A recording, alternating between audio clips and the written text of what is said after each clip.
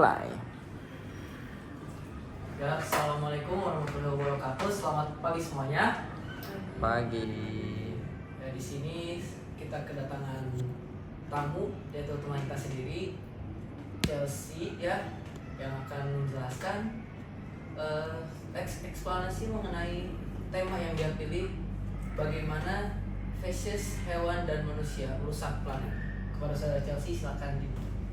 Jadi sebagai background konteks, semua manusia dan hewan-hewan domesticated yang domestik, contohnya seperti anjing atau kucing, mereka tiap tahun memproduksi sekitar 1,4 triliun kilogram of feces atau pup tiap tahunnya. Tentu saja feces itu harus ke mana kan ya, kita tidak tahu. Dan karena karena feces itu tidak termanage dengan baik, makanya saya membuat teks eksplanasi yang ini. Saya memiliki dua versi teks eksplanasi saya. Satu versi yang telah dipisah-pisahkan menjadi beberapa seksi, dan satu lagi yang satu teks komplit. Saya akan membaca yang satu teks saja, bukan yang terpisah-pisah. Dampak feces hewan dan manusia terhadap lingkungan dan upaya penanggulangannya. Feces yang dihasilkan oleh hewan ternak sering digunakan sebagai pupuk di lahan pertanian. Ya kan, seperti jika kalian melihat contoh di YouTube, pasti banyak yang sering menggunakan feces atau pupuk ditaruh di atas tanaman karena katanya bernutrisi dan bisa membantu tanamannya untuk bertumbuh. Sangat berguna. Meskipun kaya akan nutrisi yang bermanfaat bagi tanaman, pengelolaan yang tidak tepat dapat berdampak negatif terhadap lingkungan.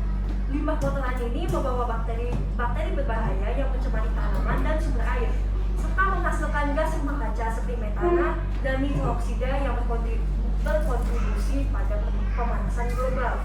Itu adalah seksi pertama tentang pencemaran lingkungan, feces terhadap pencemaran lingkungan. Kedua, penggunaan antibiotik yang berlebihan pada hewan ternak juga memperburuk masalah ini. Bakteri resisten antibiotik juga terdapat dalam feces, menyebar ke tanah dan berpotensi mengurangi efektivitas antibiotik yang digunakan untuk mengobati infeksi manusia. Selain itu, hewan seperti sapi menghasilkan emisi gas metana dalam proses pencernaan mereka, yang semakin memperburuk emisi gas rumah kaca global. Itu seksi kedua tentang penyebaran resistensi antibiotik. Ketiga adalah untuk mengatasi dampak ini diperlukan pengelolaan kotoran yang lebih baik, kualitas pakan yang tinggi, serta menggunakan teknologi seperti digester metana untuk menangkap gas dari feces dan mengubahnya menjadi energi. Dengan penerapan manajemen dan tepat dan dukungan kebijakan, dampak negatif feces hewan terhadap lingkungan dapat diminimalkan, sehingga menjadi kesehatan manusia dan mengurangi resiko perubahan iklim. Itu saja dari teks eksplanasi saya. Silakan pertanyaan lebih lanjut. Ya, kepada para audiens yang ingin bertanya dipersilakan. Ada yang ingin bertanya tentang tema itu? Ya, Kak Senior dipersilakan.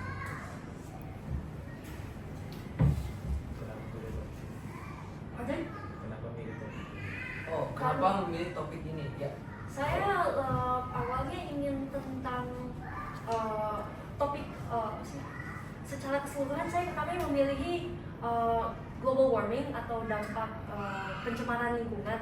Tapi kata guru saya itu kurang spesifik. Jadi dan kalau saya ngomong topiknya tentang sampah dan pencemaran lingkungan, itu sering dibicarakan. Jadi saya harus memilih topik yang lebih kreatif dan tidak begitu sering dipakai sebagai research bagi orang-orang.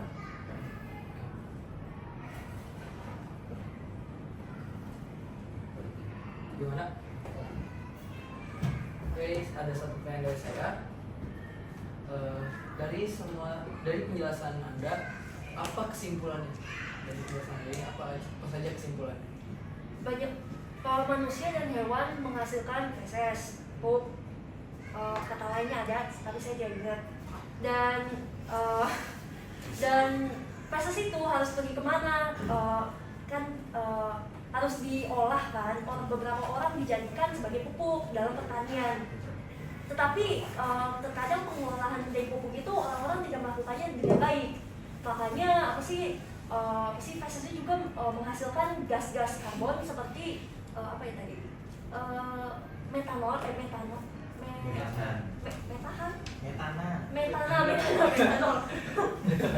Seperti metana, dan itu bisa mencemari lingkungan kita. Oke, terima kasih. Ya, ada lagi yang ingin bertanya para audiens? Mungkin yang dari perempuannya, silakan. Ada yang ingin bertanya?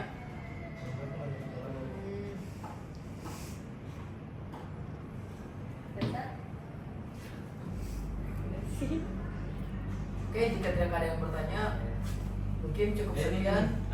Ya.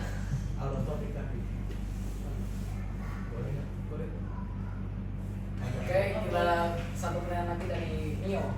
Silakan Nio.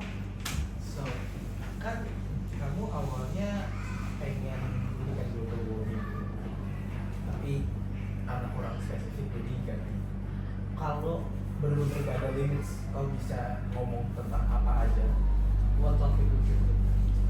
Awalnya saya juga lebih ke luar angkasa, tapi mungkin karena kurang pembuktian dan bisa saja bukti-bukti yang ada itu bisa dibuat secara artificial dan beberapa orang juga tidak mempercayainya. Jadi saya menggunakan sesuatu hal yang lebih sering dialami oleh orang-orang di kehidupan kita sehari-hari. Lebih fokus ke lingkungan lah. Awalnya ingin tentang hewan, seperti awalnya parasitisme terhadap hewan-hewan. Parasit kan ingin parasit itu secara garis besar biasanya mendapaki hewan-hewan seperti serangga begitu. Dan saya ingin melihat, belajar kayak cara pengerjaan otak mereka saat telah diinfeksi parasit. Tapi katanya setelah eksplantasi ini kita harus melakukan eksperimen, dan sebenarnya saya tidak bisa mengeksperimenkan dan melihat secara langsung hewan terkena parasit. Jadi saya lebih memilih ini.